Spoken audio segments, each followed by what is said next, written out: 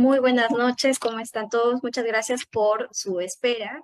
El día de hoy vamos a tener el segundo conversatorio del ciclo de conversatorios, que es la cuestión ambiental y el espacio urbano, que está organizado por el Laboratorio de Ecología Política de la Urbanización de UrbesLab.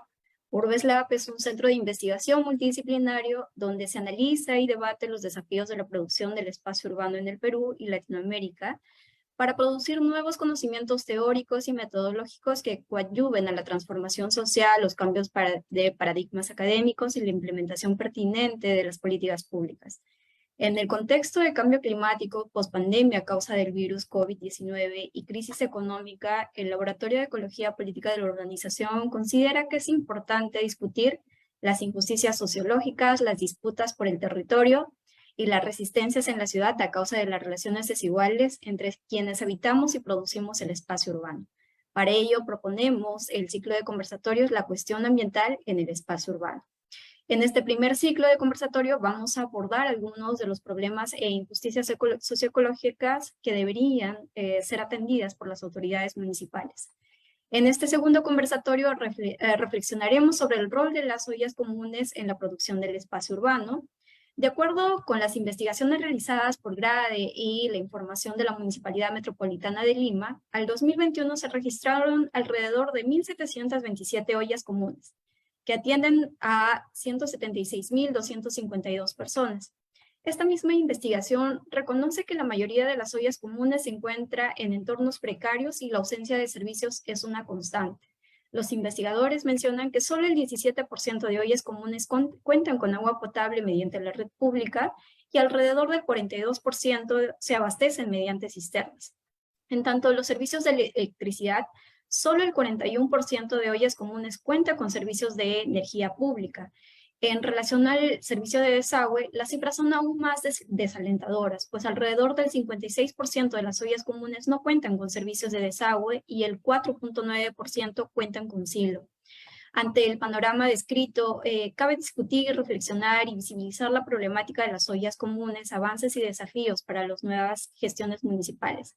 Para ello, el día de hoy vamos a tener como invitada a Jessica Guamán Vilca, quien es nutricionista y dietista, regidora metropolitana de Lima, decana del Colegio de Lima Metropolitana, certificada por el Programa de Gobernabilidad y Gerencia Política del CAF y de George Washington University, certificada por el Programa Ejecutivo en Liderazgo de Políticas para la Primera Infancia de la Universidad del Pacífico, y en su labor como regidora, Jessica Guamán ha promovido una moción para declarar el interés metropolitano de la recuperación y el rescate de alimentos, a través del acuerdo número 162, aprobado el 29 de abril del 2021 por el Consejo Metropolitano, que de forma unánime donde declara la voluntad política por parte de la municipalidad.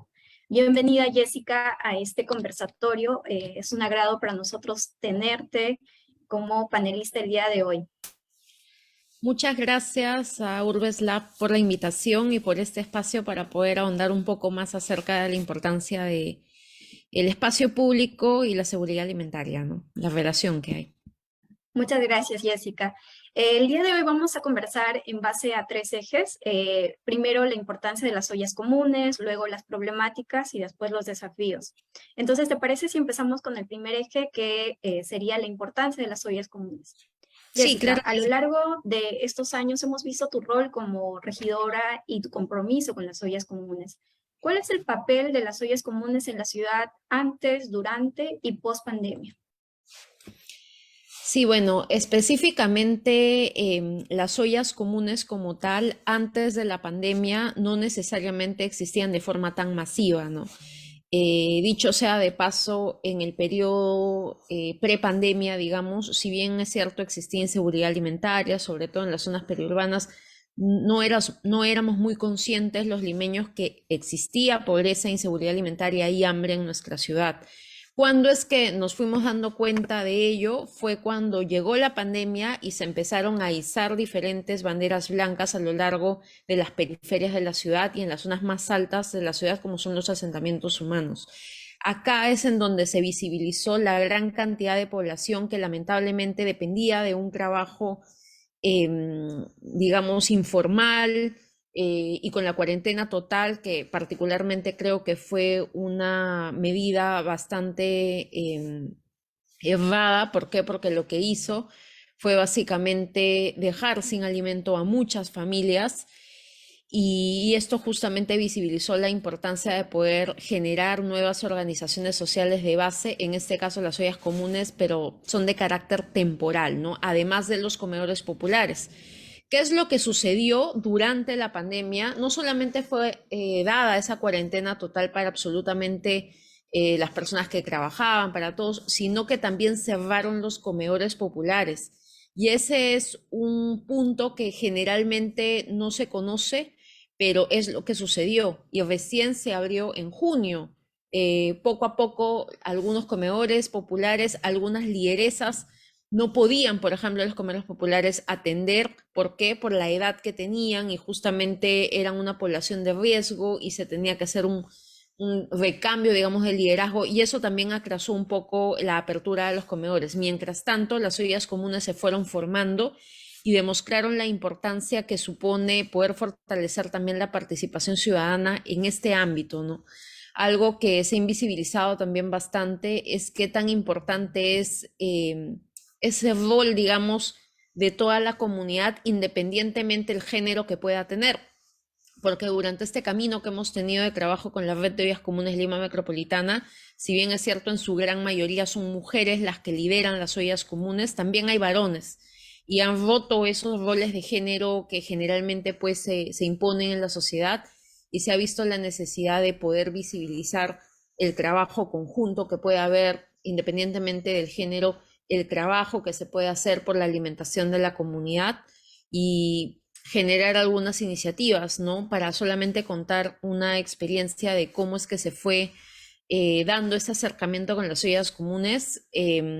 A mí me tocó ser una de las regidoras que fiscalizaba la entrega de las canastas básicas de alimentos que se otorgaron por parte de la Municipalidad de Lima, Cercado de Lima, por esa transferencia digamos, de monetaria que hubo desde el gobierno central hacia los gobiernos locales, ¿no? Entonces, en ese trabajo ligado con la fiscalización, no solamente era fiscalizar que se haga una compra transparente y con precios justos, sino que además acompañaba a la repartición de estas canastas. Es ahí que, por ejemplo, en algunas quintas de Cercado de Lima fuimos identificando que habían familias a quienes sí les llegaban la canasta, pero habían otras a las que no, porque lamentablemente los padrones no estaban actualizados.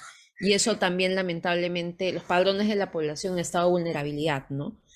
Y eso trajo como consecuencia que no todas las familias en estado de vulnerabilidad reciban estas canastas y es ahí en donde las familias de las quintas empezaron a juntar para poder sumar los alimentos de las canastas que tenían. Y por ejemplo, así empezaron a nacer las ollas comunes en Cercado.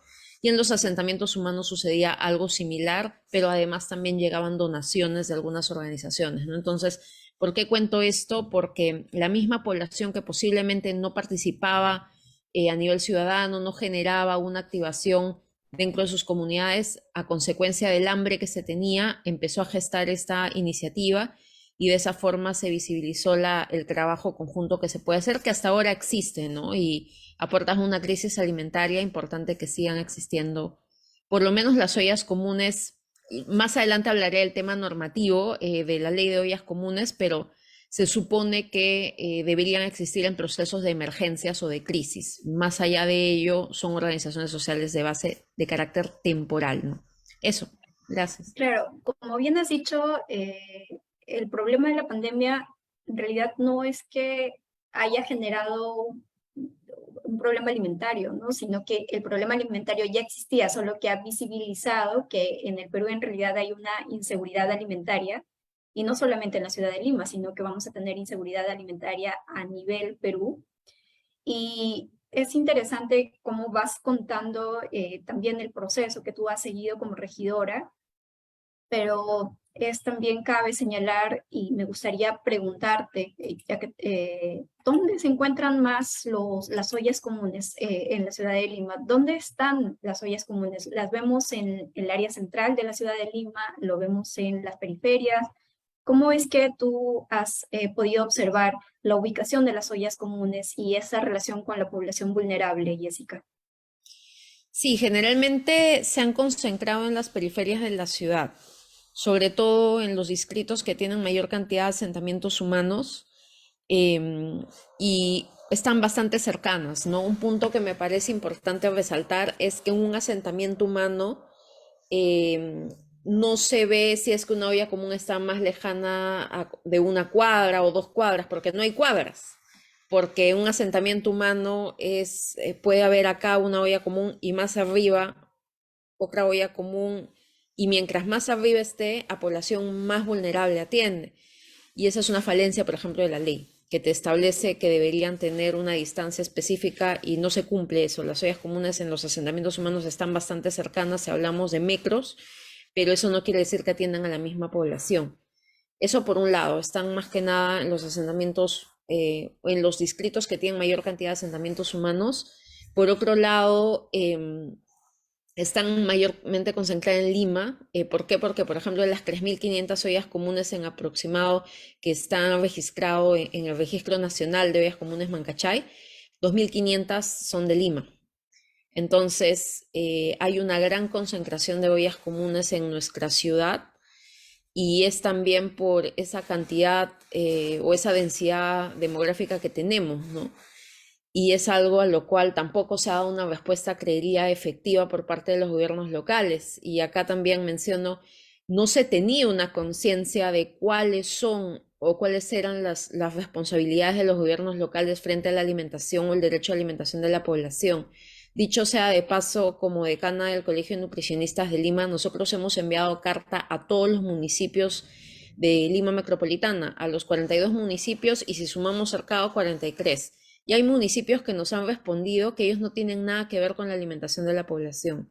O sea, a ese grado de ignorancia de algunas autoridades en relación a su labor o a su función para con el derecho a la alimentación. Entonces, es algo sumamente preocupante, pero digamos, también hay que ser conscientes que si por A o B eres un distrito de Lima Centro y no necesariamente tienes una olla común presente en tu jurisdicción, puedes hacer alguna actividad en sinergia con otro municipio para que se genere una iniciativa y se pueda beneficiar a ollas comunes de tal distrito, ¿no? Como lo ha hecho Pueblo Libre, por ejemplo, que recupera alimentos de sus mercados y de esa recuperación lo puede donar a ollas de otro distrito o a comedores. A su comedor popular tiene solamente un comedor, le brinda estos alimentos, pero también se puede donar a otros lados, ¿no? En Magdalena también nació una iniciativa bien interesante en relación a donar un plato. Los vecinos se juntaban y donaban un tupper de alimentos, y así iban juntando bastantes raciones y se donaba, por ejemplo. Entonces, hay posibilidades de sumar, independientemente esté o no en la jurisdicción, digamos, esa necesidad, ¿no? Pero según lo que hemos podido ver en territorio, es lo que menciono, la concentración más que nada se da en las periferias. Y justo me parece bien interesante que vas comentando el rol que van a tener las municipalidades que claramente no concentran ollas comunes, como el caso de la Municipalidad de Pueblo Libre y la Municipalidad de Magdalena. Esta idea de pensar que la ciudad está subdividida y si yo tengo solamente cierto espacio del distrito, yo me voy a preocupar en esto, pero a veces olvidamos que somos un conjunto, ¿no? Somos todo un territorio. Y entrando un poco al tema de lo que es las problemáticas que ya has ido comentando a lo largo de esta primera ronda, una de las primeras problemáticas que me parece ha sido bastante interesante encontrar en la investigación de Grade, y probablemente tú vas a incrementar más información al respecto, es que no solamente estamos hablando de ollas comunes que tienen que lidiar con el problema de, digamos, de no tener alimentación, sino también no tener y no contar con los servicios para poder preparar la alimentación. Además de estos problemas de los servicios básicos como el agua, desagüe, electricidad, que claramente Grade nos trae información interesante al respecto, ¿qué otros problemas nosotros o has podido ver a lo largo de de este tiempo que has estado como regidora y cómo han respondido las autoridades ante estas problemáticas de que se presentan en las ollas comunes a nivel nacional, municipal y distrital. Sí, bueno, evidentemente la falta de acceso a servicios básicos, como se ha mencionado en esta publicación, es uno de los puntos más álgidos a los que se tiene que responder.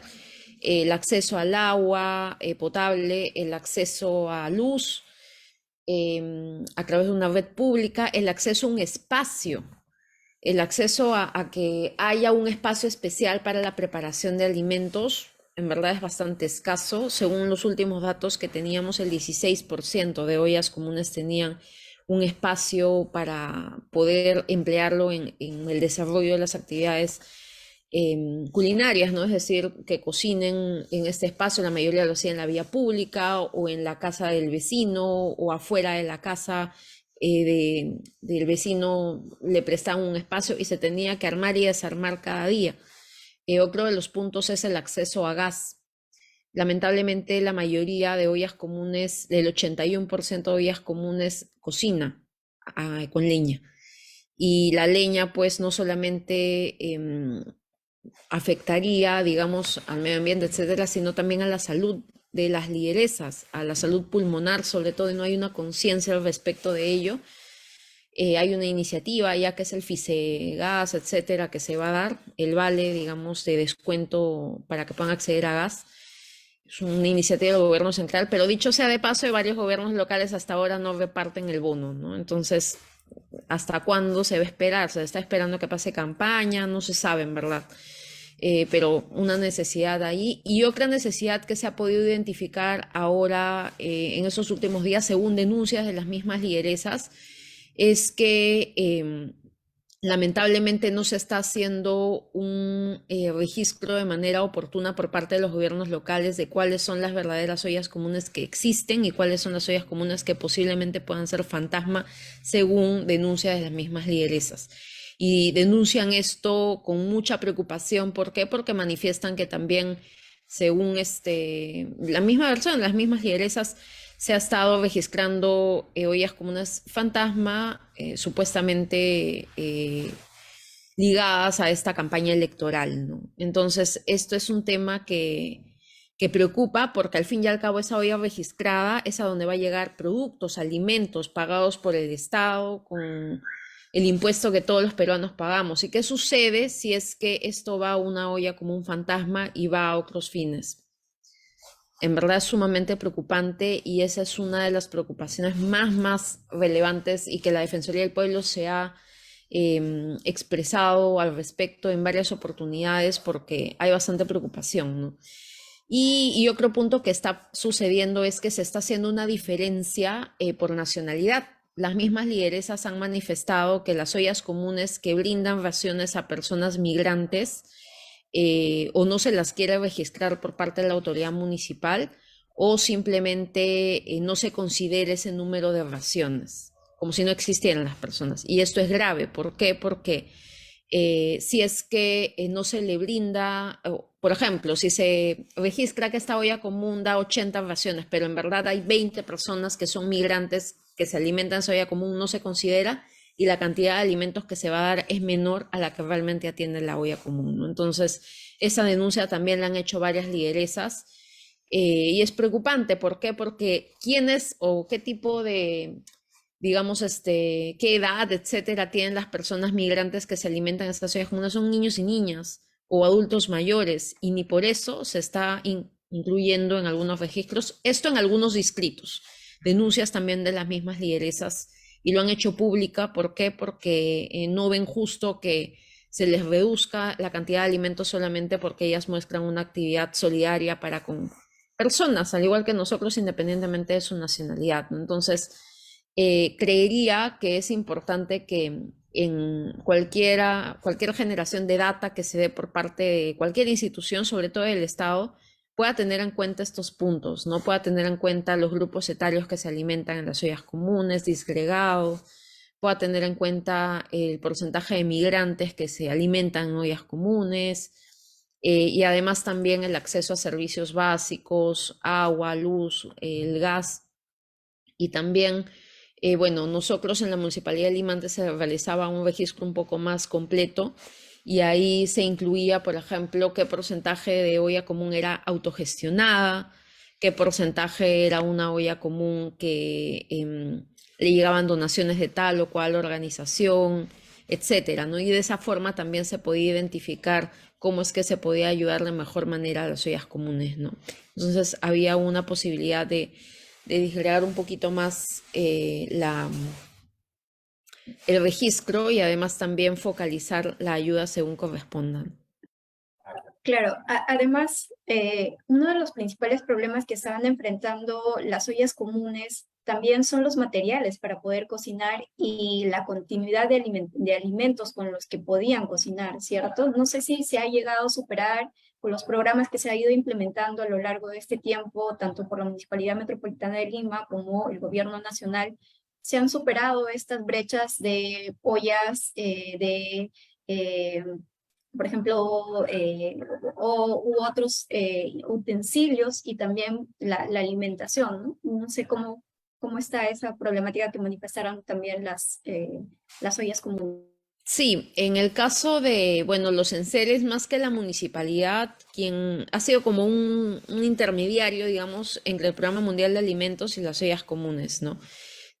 A solamente 700 ollas comunes que tiene registradas la municipalidad en su programa Manos a la Olla, se ha brindado enseres, se ha brindado y una serie de implementos para las cocinas, pero también ese es un punto álgido para diferentes ollas comunes, porque en Lima no solamente hay 700 ollas comunes. Entonces hay muchas otras que han quedado fuera de esta entrega y evidentemente hay una necesidad porque de alguna forma puedan acceder a esto, ¿no? A ollas que sean del tamaño correspondiente, a utensilios, a la misma cocina, ¿no? Porque deberían ser cocinas bastante grandes para que ollas donde salgan 200, 100 raciones alcancen. Entonces, hay necesidad para poder implementar estas, digamos, herramientas, pero si hay cocina, hay gas.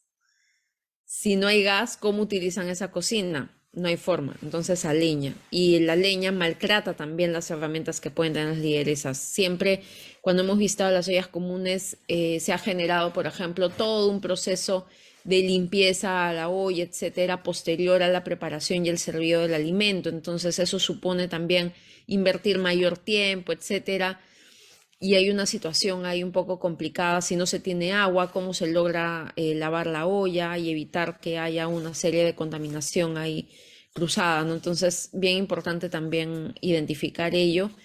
Y bueno, como he mencionado, la donación que se ha dado, por ejemplo, ha sido desde el Programa Mundial de Alimentos, ¿no? A través de la municipalidad a ollas comunes, solamente a 700 que hacen parte del programa de Manos a la Olla, pero creo que es importante que se deberían implementar más iniciativas al respecto para poder sumar a las ollas comunes en este sentido, considerando que, bueno, son organizaciones sociales de base de carácter temporal, es decir, la ley menciona que desde que se termina, digamos, la emergencia, van a existir un año después, como máximo, ¿no? Entonces, eso también tenerlo en cuenta y la idea es que estos espacios se activen cuando viene una emergencia, sea por desastre natural, etcétera. Pero la ley que se ha generado es una ley como para darle marco normativo a las ollas comunes, más no es una ley para dar respuesta frente a una emergencia cualquiera al hambre. Y eso, ahí hay un vacío que es importante poder sumarlo. Tú mencionas el carácter temporal, pero ¿qué pasa porque estamos ahorita en una crisis económica, post-pandemia también, si las ollas comunes permanecen, ya no son permanentes, sino, digamos, ya no son temporales, sino son permanentes, ¿no? Y tú mencionas también de esta ley que está acompañando, y no solo estamos con la crisis económica, sino como con el cambio climático, que ya el informe del IPCC nos alerta que el problema del cambio climático está mucho más, y nosotros somos un país que es más vulnerable, uno dentro de los 25 países, si no me equivoco, que es vulnerable ante el cambio climático a causa de nuestra biodiversidad que tenemos, ¿no? Entonces, ¿cómo prepararse? Y ahí me gustaría entrar al último eje de las preguntas. ¿Cómo, digamos, desde, cuáles serían las limitaciones y potencialidades institucionales para la soberanía alimentaria y cuál debería ser la agenda para la próxima gestión municipal relacionado a las ollas comunes? Me gustaría escucharte, Jessica, al respecto. Sí, en relación a lo primero, lo que sucede es que la normativa actual lo que menciona es que si la olla común desea permanecer en el tiempo, debería convertirse en un comedor popular o sumarse a uno que ya existe. Eso es lo que se menciona, es decir, es por un carácter, digamos, especial o extraordinario por el cual existen.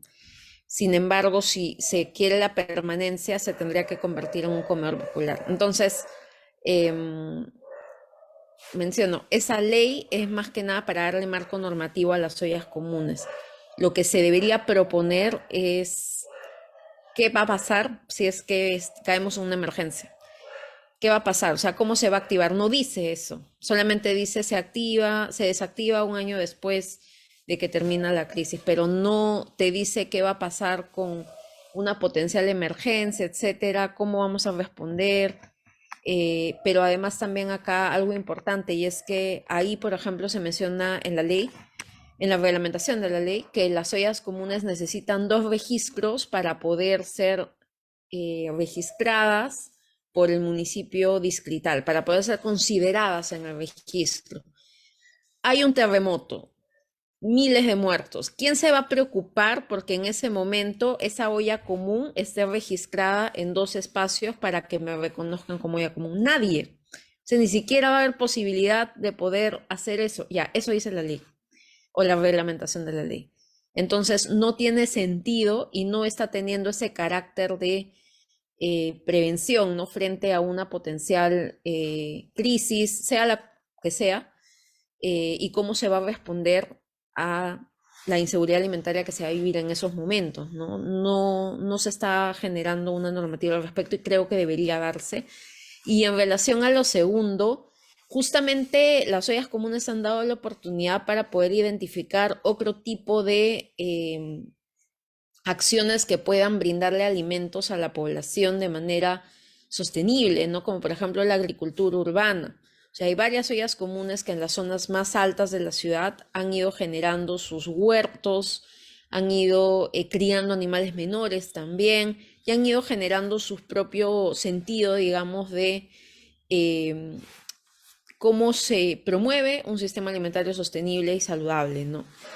Cosa que antes posiblemente no se daba. Las mismas lideresas nos comentan, antes de pandemia yo ni siquiera tenía el tiempo de poder pensar en poner un huerto, pero ahora el huerto no solamente las alimenta, sino además también puede servir para que de ahí puedan haber algunas verduras, algunas hortalizas y se puedan vender y de esa forma puedan tener ingresos económicos, la crianza de animales menores también. Entonces, bastante interesante cómo es que incluso se ha vuelto oportunidad económica este tipo de iniciativas y cómo es que se ha podido enseñar de cierta manera, porque en la municipalidad hicimos varios talleres en diferentes partes de Lima en relación a cómo implementar y tener un huerto urbano por mucho tiempo, digamos, ¿no? Que no solamente sea una para la foto y nada más no, sino que se aprenda a poder cultivar, a poder utilizar o reutilizar el agua, por ejemplo, del lavado de las verduras o frutas, que esa agua se le puede echar, por ejemplo, al huerto, que no se le eche el agua de lavar la ropa, por ejemplo, con detergente porque mataba a la planta, etcétera. Entonces, habían, digamos, o han habido experiencias para poder dejar sentada ese fortalecimiento de capacidades en la población en relación a estos puntos, ¿no? Y creo que son básicos. De lo que más carecen las ollas comunes es de frutas y verduras, porque no perecibles es lo que se le brinda, pero los alimentos perecibles, como son frutas, verduras y también carnes, no se le brinda a través de las canastas del Estado. Entonces, es de lo que más carecen y es lo que tratan de producir a través de estas prácticas, ¿no? Con la agricultura urbana, frutas, verduras y con la crianza de animales menores frescos y también carnes, puede ser, pero sobre todo, por ejemplo, los huevos de las gallinas ponedoras, que pueden rendir bastante y alimentar de igual manera a la población. Claro, me parece eso bastante interesante que mencionas porque el tema que justamente nos propusimos ahora es pensar el tema de la producción del espacio urbano y las ollas comunes, ¿no? Y pareciera que son dos temas diferentes, pero como vas mencionándonos, Jessica, resalta claramente que la forma en cómo se produce la ciudad también va a generar un impacto en la forma en cómo las personas se van a alimentar o van a subsistir, ¿no? La ciudad de Lima se ha ido produciendo a través de la autoproducción de la vivienda en estos barrios, estos nuevos asentamientos, en espacios que son de riesgo actualmente y carecen de espacios públicos donde podrían, por ejemplo, desarrollar huertas urbanas, como vas mencionando, ¿no? Se podría desarrollar, incluso la ciudad va creciendo y los cambios de zonificación también que se están haciendo sobre zonas que son donde podría generarse más agricultura y podría generar una ciudad, digamos, más autosostenible, ¿no? En ese sentido. Entonces, me parece que no es solamente el desafío de una municipalidad, no es solamente el desafío de un regidor, sino que es el desafío en realidad de una relación interinstitucional en todo nivel, ¿no? Y en toda instancia. Inclusive el rol como nosotros ciudadanos también es importante. Incluso las municipalidades que no cuentan con ollas comunes, como lo has manifestado al inicio, también cumplen un rol fundamental. Y, por ejemplo, estuve viendo que también algunos mercados son de ayuda a estas ollas comunes. Entonces, me gustaría saber en la agenda municipal o cuáles son las limitaciones municipales. Por ejemplo, se habla sobre las capacidades municipales para poder hacer el registro de las ollas comunes. Me gustaría saber cuáles serían estos desafíos con los que van a entrar los nuevos gestores municipales y tratar sobre este tema de las ollas comunes. Sí, en este sentido voy a hablar de hasta tres puntos ligados a la parte normativa, a la parte de voluntad política y a la parte de la relación interinstitucional entre gobierno central y gobierno local, ¿no? La primera de ellas es la parte normativa. Particularmente como regidora metropolitana, debo decir que la Ley Orgánica de Municipalidades necesita modificarse. Entiendo que ya hubo un proyecto de ley que le brindó mayores facultades a los regidores, en este caso metropolitanos, pero particularmente y durante este periodo que he tenido de regidora, lamentablemente he tenido bastantes puertas cerradas y con todo el aval de la antigua ley que se tenía de varios distritos. Es decir, supuestamente nosotros los regidores metropolitanos también somos o tenemos el carácter de consejeros regionales. De esa forma podríamos fiscalizar también a los distritos. Sin embargo, cartas que se enviaban, solicitud de información, etcétera, nunca las respondían los gobiernos locales. Y eso daba lugar a que si no estaba sensibilizado el alcalde o el gobierno local en relación a la importancia de la respuesta transparente hacia la inseguridad alimentaria de su población, simplemente no lo hacía. Y ya vemos varios alcaldes detenidos o incluso en la cárcel por situaciones bastante lamentables, ¿no? Hay un caso, por ejemplo, que no voy a mencionar el nombre, que lo pueden investigar, una municipalidad que se le venció, si mal no recuerdo, no se le venció, se echó a perder por el lugar en donde estaba almacenado 24 toneladas de alimentos brindadas por el Estado, que no pudieron ser brindadas a la población. Yo no podía fiscalizar como regidora metropolitana porque simplemente, o sea, yo podía solicitar información, pero ellos no estaban en la obligación de responderme. A ese grado de inacción, digamos, se puede llevar la acción de un regidor metropolitano, ¿no? Saludo la nueva ley que ha fortalecido nuestra labor, pero para esta gestión que hemos tenido ha sido bastante complicada. Tenía que ir con un congresista para poder tocar la puerta de ese municipio y que me hagan caso, porque si no, simplemente no existía el regidor para ellos. Y es una situación sumamente lamentable, ¿no? Cómo es que esos vacíos normativos al final terminan siendo cómplices de situaciones como las que he descrito, ¿no? Además, por otro lado, también mencionar que en esta situación de pandemia, cuando nacieron las ollas comunes, no sabían en dónde situarlas, porque la Ley Orgánica de Municipalidades no te mencionaba olla común, te menciona programas de complementación alimentaria, que son los comedores populares, Vaso del Leche y Panteve, que están en la Gerencia de Desarrollo Social. En ese sentido, las municipalidades en su mayoría empezaron a actuar desde su gerencia de participación vecinal. Y es un secreto a voces que las gerencias de participación vecinal de la mayoría de municipios fungen de espacio más que nada político, ¿no? Son como que no, mejor no menciono el término, pero es como que siempre está detrás de todo ese rédito político que debería tener el alcalde de turno, ¿no? Entonces, particularmente creo que ese fue un gran error, porque desde un inicio el gobierno central debió haber dejado sentado que el área especialista, que ya trata o ya maneja el trabajo directo con las organizaciones sociales, como son los comedores populares, que tienen nutricionistas, que tienen especialistas, debería haber atendido las ollas comunes, como es la Gerencia de Desarrollo Social o las Gerencias de Desarrollo Humano. Y ahí eso fue un vacío, ¿no? Como no se tenía el nombre de olla común, todo lo pasaron a participación vecinal. Pero vamos a ver qué se ha hecho en los gobiernos locales cuando participación vecinal ha tenido a su cargo este tema. Lamentablemente se ha politizado en algunos casos, ¿no? Y hay denuncias, hay evidencia de esto por parte de la Defensoría del Pueblo, que ha sacado muchos informes al respecto, y es algo a lo cual también menciono, no se esperó mucho para que haya un marco normativo de ollas comunes y que ponga orden. O sea, ya pasaron 2 años de la pandemia y recién se implementó un marco y un reglamento reglamentado, digamos, algunos temas, ¿no? Y en segundo punto, el tema de la voluntad política, ¿no? Lamentablemente las ollas comunes, o más allá de las ollas comunes, voy a hablar acá del hambre de la población. Lamentablemente el hambre de la población y la pobreza ha sido utilizado por muchos malos políticos para hacer sus campañas políticas.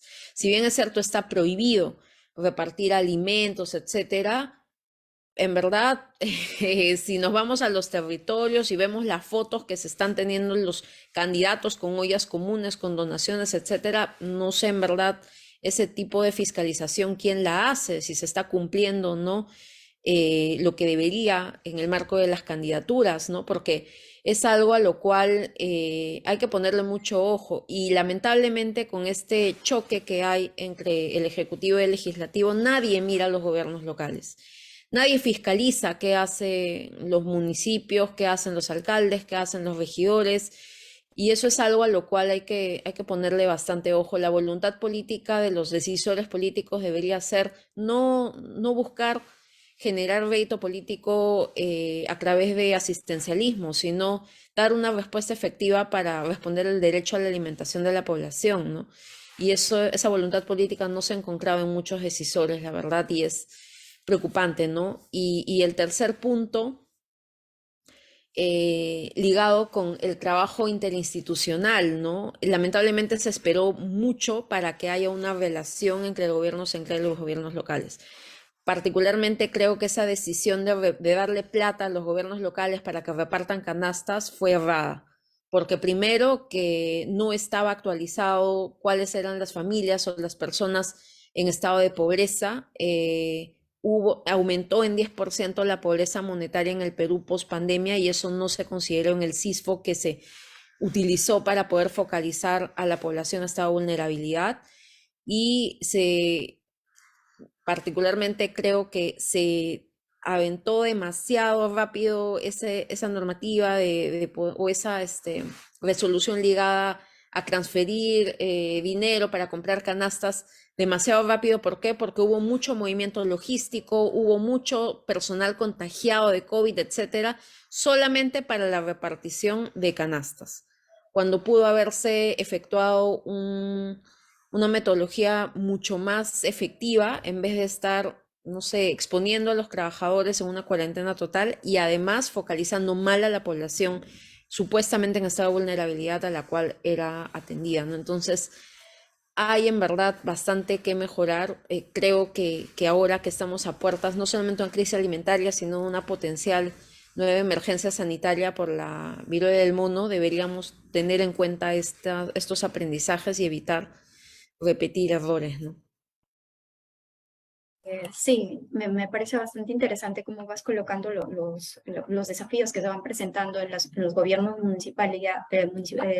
las municipalidades, para los regidores que van a entrar, ¿no? Jessica, tenemos preguntas que nos han hecho el público. La primera pregunta es, si bien la Municipalidad Metropolitana de Lima ha tenido un proceso de aprendizaje de cómo articular sus funciones con las necesidades de las ollas comunes, ¿cuál debería ser el rol de la municipalidad en la siguiente gestión respecto a las ollas comunes, no solo como municipalidad de cercado, sino como municipalidad metropolitana? Esa sería la primera pregunta. Sí, particularmente creo que el rol de la municipalidad no debería ser asistencialista. Eso de por sí lo digo porque estoy escuchando promesas de que van a destinar tanto presupuesto para las ollas comunes, pero ¿para qué? Para comprar productos y donarlos. O sea, ¿para qué más? Y las ollas comunes, y cuando tú hablas con las lideresas y la población, ellos no buscan vivir toda la vida de donaciones.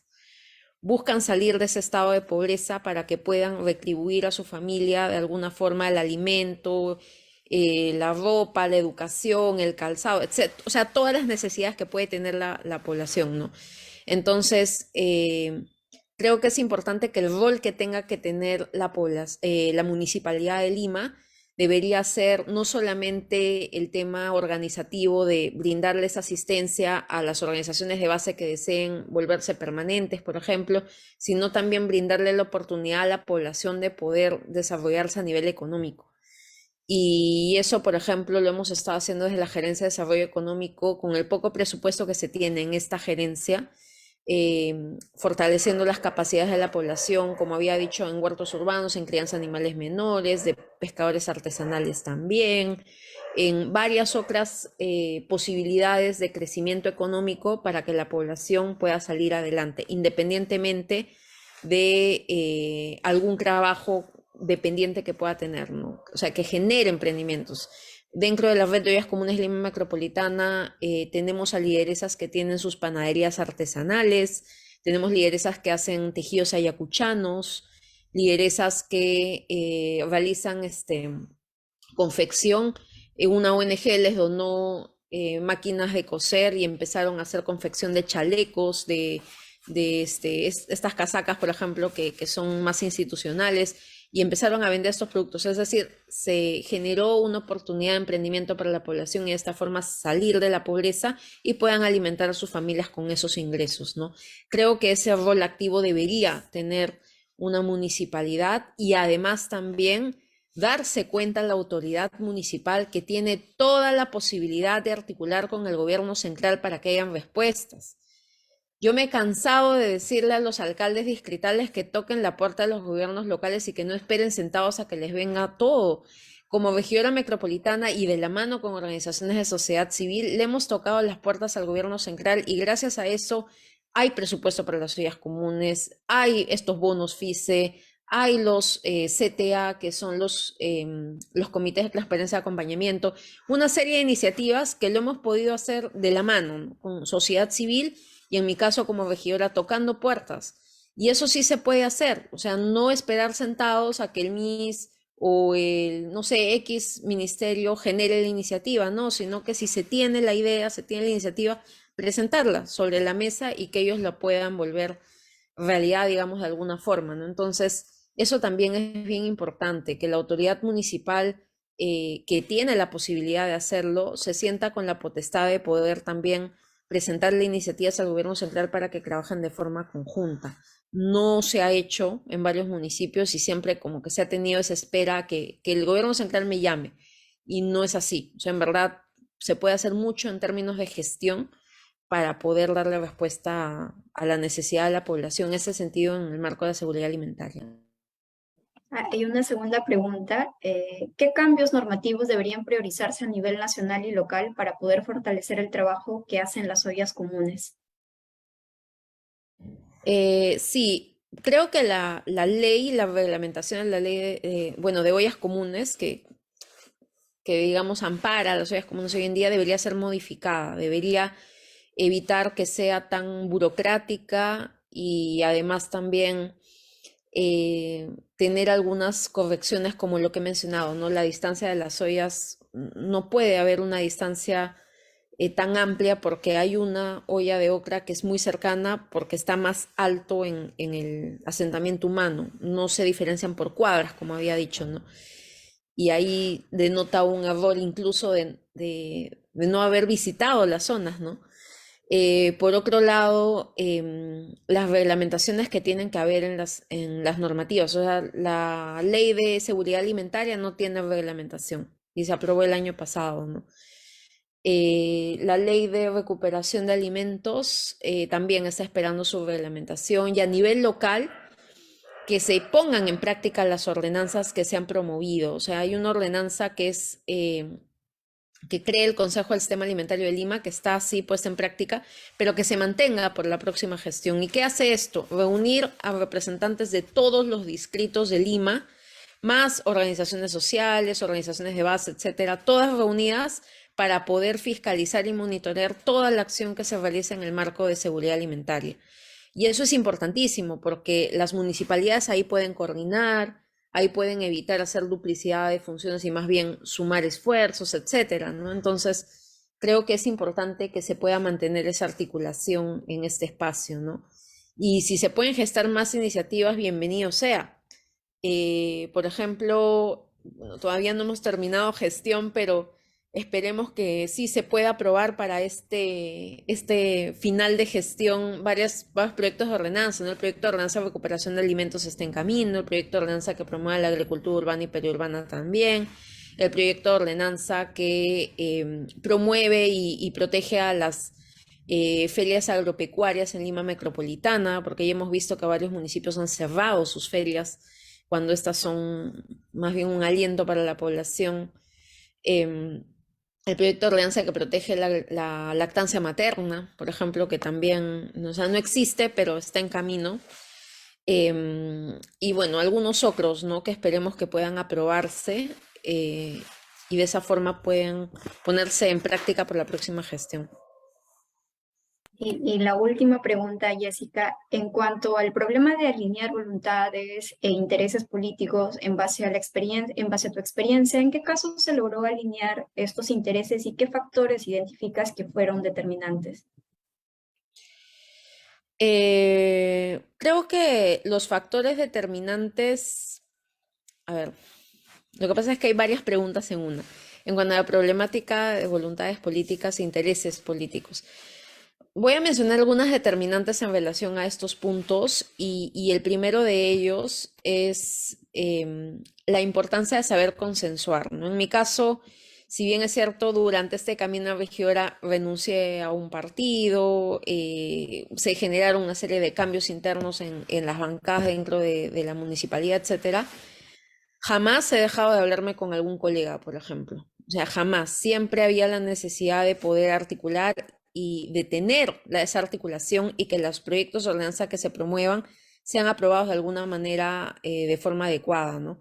Por otro lado, siempre tener en cuenta el hecho de que, si bien es cierto, uno como regidor metropolitano puede que haya tocado muchas puertas, pero lamentablemente no se han abierto todas en el marco de esa fiscalización a gobiernos locales, siempre ver la forma de tener aliados en el Congreso de la República. Para mí eso ha sido determinante. Tener aliados, sea del partido, de la ideología política que sea, porque algo que hay que tener muy en claro y es que el luchar por el derecho a la alimentación, la lucha del derecho a la alimentación no debería tener color político ni ideología política. Sea de un lado o de otro, creo que todos podemos luchar porque los derechos sean efectivos, ¿no? Este derecho fundamental que es el derecho a la alimentación. Y literalmente hemos podido trabajar con los diferentes partidos o congresistas, independientemente del partido político al cual hagan parte, y eso ha sumado bastante.